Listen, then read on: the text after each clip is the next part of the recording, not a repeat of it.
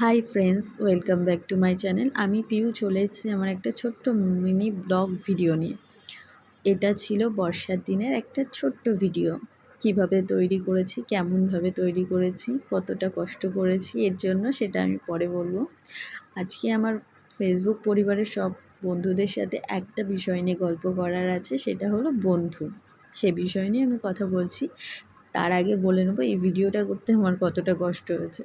এই বর্ষার দিনে ভিজবো না বলে ঘরে বসেছিলাম, তাও মা বললো বলে একটা ছোট্ট ব্লগ ভিডিও করে নিলাম। অবশ্যই জানাতে ভুলবে না কিন্তু, মায়ের জন্যই ভিডিওটা করা। আমি তো করছিলাম না, কিন্তু মা তাও জোর করে করেছি ভিডিওটা। অবশ্যই তোমরা জানিও কেমন হয়েছে। বর্ষার দিনে ফোনও ভিজে গেছিলো, তাও ভিডিও করতেই হবে, সেটা তোমরা ভিডিও দেখলে বুঝতেই পারবে। প্লিজ কেউ স্কিপ করে চলে যেও না, পাশে থেকো, ভালোবাসা দিও। অবশ্যই জানিও কেমন হয়েছে ভিডিওটা। বর্ষার দিনে কিন্তু অনেক কষ্ট করে বানিয়েছি। এবার আসি আমি আমার মেন পয়েন্টে, ছিল সেটা বন্ধু। বন্ধু জীবনে অনেক পাওয়া যায়, সেটা জন্মের থেকে বা মৃত্যুর আগে পর্যন্ত।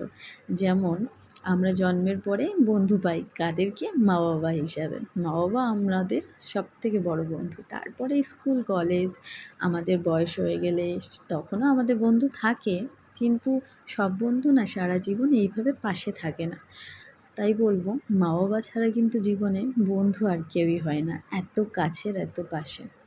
অনেকেই বলে যে সব কথা মা বাবাকে বলা যায় না, কিন্তু তুমি যদি বন্ধু ভাবো তাহলে সব কথাই নির্দ্বিধায় তুমি বলতে পারবে তোমার বাবা মাকে।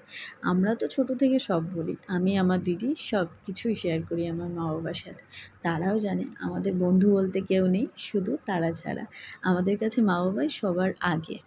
ওনারাই আমাদের বন্ধু, ওনারাই আমাদের ভালো করে চেনে, জানে, বোঝে। সেই জন্য ওনাদের ছাড়া না অন্য কাউকে কিছু বলবো সেটার জন্য ভাবতে হয়, কিন্তু মা বাবা না কিছু বলবার আগে ভাবতে হয় না, সেটা যে কোনো বিষয় হোক। তারপরে কলেজ লাইফ আছে, স্কুল লাইফ আছে, আর আমাদের বয়স হয়ে গেলেও আমরা অনেক বন্ধু পাই। যেমন এখন এই যে আমরা যে প্ল্যাটফর্মে আছি, ফেসবুক, এখানেও আমি অনেক বন্ধু পেয়েছি। আমার 6400 পরিবারের সাথে যুক্ত আছি। সেই পরিবারের সব বন্ধুদের আমি অনেক ভালোবাসি। তাদের কাছ থেকেও আমি অনেক ভালোবাসা পেয়েছি। আমি খুব খুশি তাদের কাছ থেকে এত ভালোবাসা পেয়ে। তারা খুবই ভালো, আমাকে ভালোবাসা দেয়। কিছু মানুষ আমাকে দিদি বলে ডাকে, কিছু মানুষ আমাকে বোন বলে ডাকে, আমার খুবই ভালো লাগে। আমিও কিছু মানুষকে কাজের সূত্রে, এই যে ভিডিওর জন্য অনেকেই দাদা বলি, বোন বলি, দিদি বলি, সবাই খুব খুশি হয় যে তাদেরকে সম্মান দিচ্ছি। অনেকেই রাগ করে, যারা মজা করার জন্য আসে, সেগুলো দাদা বললে, ভাই বললে খুবই রেগে যায়। সেগুলোকে ইগনোর করি কিছু সময়, কারণ যারা পছন্দ করে না তাদেরকে সরিয়ে রাখাটাই ভালো।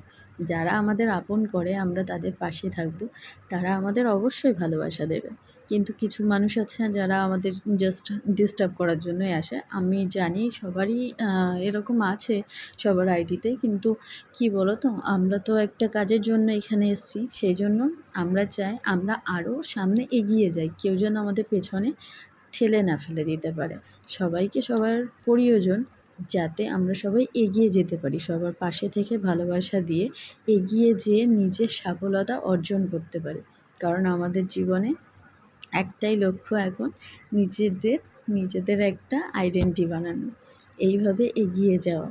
সেই জন্য বলবো, সবাই আমাকে ভালোবাসা দিয়ে এইভাবে পাশে থেকো, এগিয়ে যেতে সাহায্য করো। আর আমার ভিডিও যদি তোমাদের ভালো লাগে থাকে, তাহলে অবশ্যই একটা লাইক করে দিও। আমার কথাবার্তা তোমাদের কেমন লাগলো, আমি যেই কথাগুলো বললাম, ভালো লাগলে অবশ্যই আমাকে কমেন্ট করে জানাবে। আর তোমার বন্ধুদের মধ্যে যদি আমার কথাটা ছড়িয়ে দিতে চাও, তাহলে অবশ্যই বলবো শেয়ার এবং সাবস্ক্রাইব করে পাশে থেকো।